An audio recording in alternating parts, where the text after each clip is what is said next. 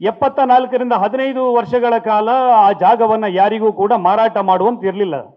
ನಿಮಗೆಲ್ಲ ಗೊತ್ತಿರ್ತದೆ ಕಾಯ್ದೆಯ ಪ್ರಕಾರ. ಆ ಒಂದು ಜನರೇಷನ್ ಹೋದ ನಂತರ ಆ ಜಾಗ ಮಾರಾಟದ ವಿಚಾರ ಬಂದಾಗ ಧರ್ಮಸ್ಥಳ ಏನು ವೀರೇಂದ್ರ ಹೆಗಡೆಯವರ ಕಾಲದಲ್ಲಿ ಅತ್ಯಂತ ಉತ್ಕೃಷ್ಟವಾಗಿ ಪ್ರವರ್ಧಮಾನಕ್ಕೆ ಬಂದಿರುವ ಕಾರಣಕ್ಕೆ ಅಲ್ಲಿ ಜಾಗವನ್ನು ಕೊಳ್ಳುವಂತಹ ಮತ್ತೆ ಒಂದು ಲ್ಯಾಂಡ್ ಮಾಫಿಯಾ ಆಗುವಂಥ ಸಂದರ್ಭ ಸೃಷ್ಟಿಯಾಗ್ತದೆ.